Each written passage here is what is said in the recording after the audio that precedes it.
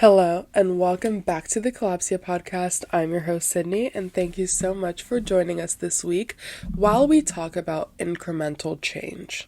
So, this week's topic is inspired by incremental change, the 1% better every day, which we've talked a little bit about in the scope of habits and habit building and things of that nature. However, after last week and where we discussed ambition, drive, what separates a person that has it from a person without, and kind of leaning into that whole conversation, I started watching a YouTube video. I'll put the name on the screen. A video of an interview with a Secret Service agent who was discussing how she gets through, difficult situations, whether it be at work, and how we can kind of use that to find comfort within ourselves. So in this video, she gets asked the question, when you are at work and you are stressed about a certain situation and you have to go from point A to point B, something hits the fan, something goes wrong. How are you navigating that? And when we're looking at real life situations, something bad happens. How are you navigating that? And the biggest thing that stuck with me on that, in that response, in her response to that question, is that you have to remain in movement and you have to keep moving. And that is how you build trust, not only within yourself, but also in your capacity to navigate difficult situations. And so in this example, she's saying to herself, there are two different types of ways in which that we can go through certain situations. And there is the instrumental way, and there is also the identity way. And I thought that this distinction and this topic is so interesting. So on one side of the spectrum, we have the instrumental manner of going through situations, right? So if you are at work in the Secret Service, for example, somebody is getting, shot at or something, then you have step 1, step 2, step 3. You have a series of steps and a series of tasks that are allotted to that particular situation. And that, okay, I know how to navigate this. These are the steps that I need to go through. And it is a non-emotional manner of going through it. Now, on the other side, when you have the identity way, if something goes wrong, you say in the business, and instead of going, okay, well, I have to release this statement, do this, step 3, step 4, instead of going through it that way, and you're thinking back, wow, this is so stressful, this is really hurtful, there's two different sides to this coin. And thinking about that and thinking about what she said about movement and what she said about not remaining stagnant, in that crisis situation, or even just in non-crisis situations when you are unsure of what to do or unsure of which step to take, a lot of us can remain stagnant. And we talked a little bit about that in the self-sabotaging episode. When you are in this almost victimhood mindset, victimhood attitude, and it's like, I'm unhappy with this job, I'm unhappy with this stage in my artistic journey, I'm unhappy with this, I'm not satisfied, and you just say that to yourself, you're in the identity, you're telling yourself, wow, this is upsetting, I really hate this, this is really hurtful, I feel attacked, because of this job, it's not a good fit, all these things. Remaining in that identity mindset, nothing is going to change. And that's where we're seeing these self-sabotaging patterns, these self-sabotaging habits of thought. Now, if we are taking her advice, right, if we're looking at this from the instrumental point of view, for example, coming back to the example of you're unhappy with your workplace, you're unhappy with your artistic journey. If you are able to step away from that identity framework of mind and thinking, let me go actually into the instrumental way of doing this. If I'm unhappy at this job, what are the steps that I'm willing to take to get myself, to find an exit strategy? If I'm unhappy with my current art, development or journey or the stage at which I'm in my art, what are the instrumental steps that I can take that are going to get me out of this? So this episode is really just going to be centering upon how can we switch our minds outside of the identity framework and get ourselves in the instrumental one.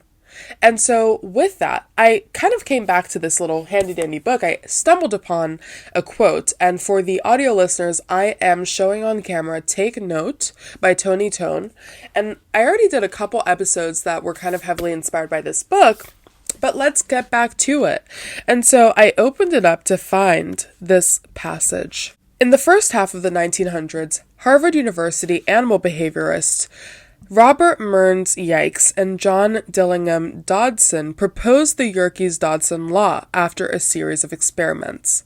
This law theorized that optimizing performance required a slightly higher level of stress, referred to as optimal anxiety. According to Yerkes, anxiety improves performance until a certain optimum level of arousal has been reached. Beyond that point, performance deteriorates as higher levels of anxiety are attained. So what can we deduce from that? Performance is improved when we take risks, but risk management is also important. So when we're looking at this, right, and when we're taking into account this identity versus instrumental framework, switch, this mindset shift that we're trying to, achieve, what we are left with is an understanding that when we are in situations in which we don't know where to go, or we're finding ourselves almost a little bit too stagnant in our lives, or when we are in these kind of crisis stages, what we're seeing here is that it's important for us to remain non-emotional when it comes to these things, because the biggest distinction as well between instrumental versus identity, frames of mind, is that the former is non-emotional inherently, while identity is going to be emotional. And what happens when we are emotional, we're not able to make pragmatic, logical decisions. We're not able to look at the situation at hand in a neutral way that is going to be productive. And so the same thing is coming back here. When it comes to risk, when it comes to change, when it comes to transformation in our lives, a little bit is good, logical, and incremental. A task analysis breakdown, right, is going to be beneficial for our performance. It's going to be beneficial for our, capacity to move through these difficult situations. But also, there's an emphasis here on the fact that there is a certain point, a certain threshold at which when you surpass that incremental amount of change, that incremental amount of stress, it's going to take the opposite end of the spectrum from boosting performance to completely deteriorating your performance. But what is another big thing that we learned from a lot of different literature on transforming your life and, all these self-help books? One of the biggest lessons that always comes back is that the 1% improvement each day is going to make the biggest difference. The power of incremental change has recently been understood. It's recently been getting a lot more traction, and we are seeing how these tiny, tiny incremental changes are going to transform our lives. And a big example of this is also Atomic Habits, the book, in which, the biggest emphasis in that book is almost in the task analysis of it all, is in the instrumental, frame of mind, right? When we're looking at atomic habits and habits in general and understanding the power of habits, we have talked about it extensively on the pod. However, I'm going to bring it back. I'm going to run it back. When we are looking at habits, what is the biggest purpose of the habits that we set up for ourselves? It is for automation and for choice minimization. Right? And this has been another topic kind of circling on my mind. I might do a separate episode, but I wanted to briefly discuss something that I recently learned about, which is the choice paradigm, right? And we've talked, I don't think that's what it's officially called, right? But that's what we'll call it today. When we are overwhelmed with choices, a lot of the time, that is where stagnation is born. And we see that even when it comes to, this is now an actual psychological occurrence for lack of a better word, which is that there is a psychological issue that arises when you are presented with too many choices. So we see this when you're trying to pick a movie to watch at night, or you're trying to pick a food item to order on DoorDash or Uber Eats or something like that. When you have so many choices, you end up with choice paralysis. You don't do anything. It's like, I might as well get off Netflix, get off DoorDash. I cannot choose. There are too many choices. And so I am paralyzed and I can't do anything at all. Now, something that came to my mind this week, I was watching another YouTube video, insert name here, where there was an emphasis on the fact that you are actually stressing yourself out the more choices that you leave up to chance in each day. And that's why people like Steve Jobs and the guy who made Amazon, I can't remember his name right now, but they have their classic uniform. Because having that classic uniform, eliminating the choice of having to choose, what am I going to wear? What am I going to eat for breakfast? What am I going to eat for lunch?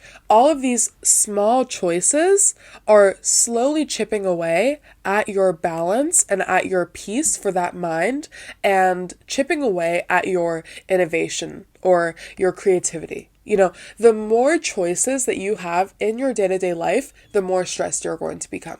And that's why people lean on habits. And that's why atomic habits, right? Atomic habits, very, very small habits that are going to have huge, implications on your day-to-day life. That's where we're coming to the understanding that finding these instrumental steps, finding these incremental, atomic changes is going to not only, help you approach situations in a more pragmatic and logical, non-emotional way, but also we're also seeing how it's going to help you trust yourself and your capacity to achieve things as well as move through difficult situations.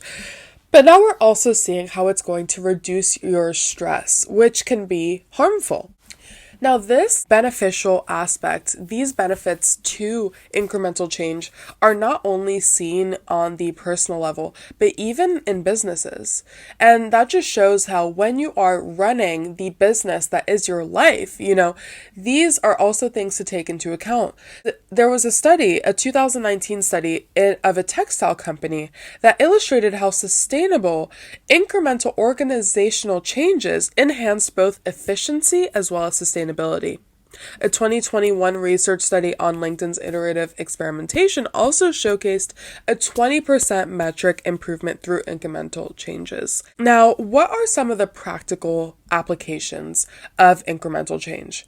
Not only is Atomic Habits a great resource to fall back on, but also we individuals can implement incremental changes into our daily routines, like we've talked about before, to achieve these things. But also, the other thing that incremental change is going to be doing for us is that it's going to be adding to our self-trust.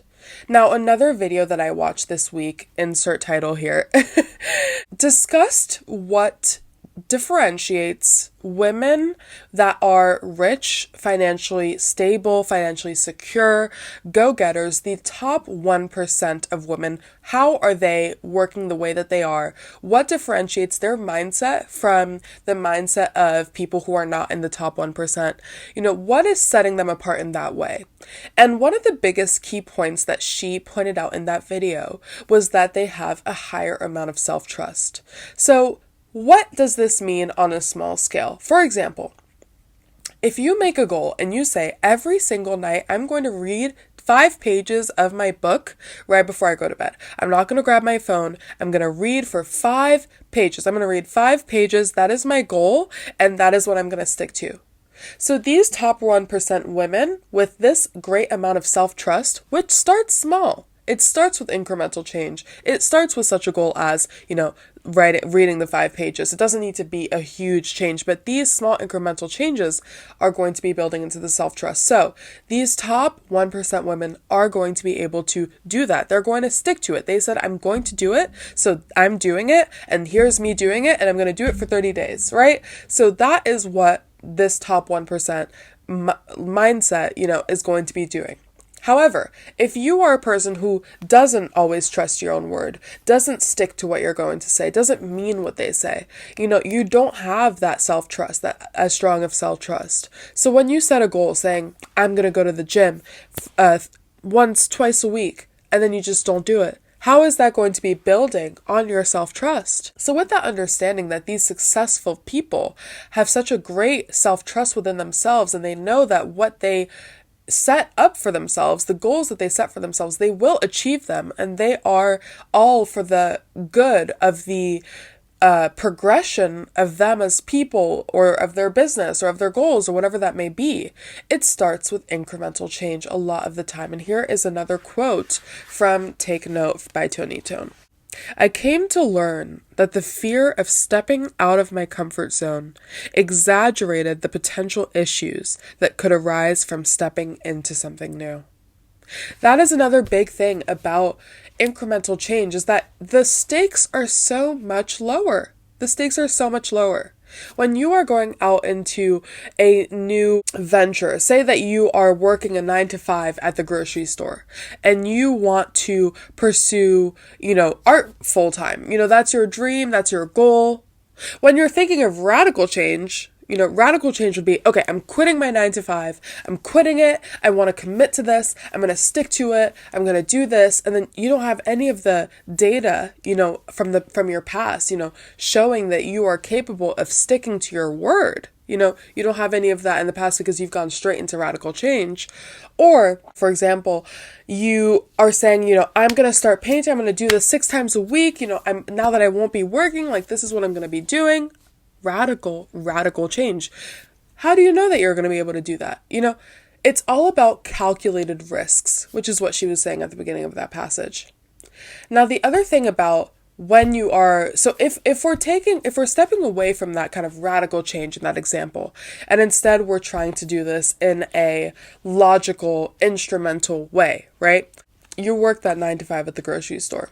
You also want to start working on your art. You know that on Saturdays and Sundays, this is usually how you like to spend your time. Maybe you'll spend it watching a show, or maybe you'll spend it, doing swimming lessons or something like that. Maybe, instead of radically just quitting my job, how can I incorporate an art practice into my weekends when I know I'm going to have a lot more time? How can I incorporate it and shape it around my day-to-day life around the grocery store? Can I begin this, transition more incrementally, more small, into smaller incremental steps? And by doing that, not only are you going to build that self-trust, but you've also got a little bit of a lead of okay, is this even something that I really want to do? Or do I just think I want to do it and then I'm going to quit everything else and have nothing to fall back on? It's all about calculated risks. And just like we read at the beginning in that study, the more risk that you have, the more risk you have into deteriorating your performance. The smaller the risk, the more calculated the risk, the better your performance will be. So it's all about that risk analysis and finding where your instrumental steps are. Now, one of the biggest obstacles when it comes to tackling and throwing ourselves into this incremental change is that it does take a great deal of patience. You are not going to see radical, changes and overnight transformations with incremental change. However, when you are building that self-trust, that understanding, that self-respect, and you are proving to yourself day in and day out, I am capable of sticking to this routine. I am capable of pushing myself out of my comfort zone because I'm doing it every day, one step at a time, step by step by step. You are building into this Rolodex of, attributes for yourself. It's I'm capable of doing this. I'm capable of doing that. I'm strong. I'm dependable. These are the changes that are going to be longer lasting. You don't need overnight, a viral moment and for it to all come crashing down later on because you don't have the skills to have that kind of fame or success or development be sustainable, right? So that is kind of the give and take. Everything is a give and take. So when you are committing to incremental change, committing to that, instrumental frame of mind, you need to understand that change is not going to be overnight. It's going to come slowly, but it will come slowly and it will be longer lasting and more dependable. Now, some strategies that I want to mention: read that book, Atomic Habits. That is kind of I need to make a book club. Would you guys be interested in that? I think I want to make a Substack, and then in that we can also have like a little chat room or something. I'm not completely sure how the app works. We can kind of like discuss books on there.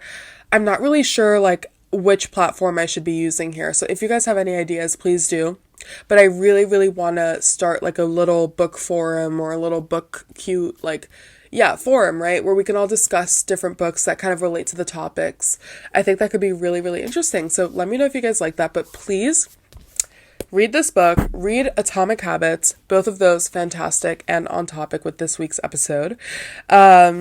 But also, when it comes to incremental change, get really clear on what you want to develop. What area of your life do you want to develop? How can you slot it into your day right now? And also, it doesn't need to be like, if you have like 5 goals, it doesn't all need to be in the same day. Maybe Mondays are for this goal, Tuesdays are for this goal, Wednesdays are for that goal. Like, you can set it up however you want to do it. Just, focus on the incremental aspect of it. It doesn't need to be radical at all. But I think that's all I have for you guys today. Thank you so much for listening. And if you guys were watching in the YouTube video, then you'll notice that I actually have a wig on today. I have never had a wig. I did it myself, so literally the lace in the front does not look that great, but yeah, I'm trying something new. It's a new era. And I'm excited about it, but I mean, it's not that important. That's why I didn't mention it. But basically, I have a wig on, and how fun. How fun! Okay, that's all I have for you guys today. Thank you so much for joining this week, and let me know your thoughts. Let me know if you have a different opinion, the same opinion, let me know. I always post clips on TikTok and Instagram as well. It's at kalopsiapod, KALOPSIAPOD on Instagram and TikTok, and then it's at Sydney Jotita, SYDNEYDJOTITA on Instagram, TikTok, and YouTube. And I hope that you guys enjoyed. Let me know your thoughts, and I hope to see you in the next episode. Bye.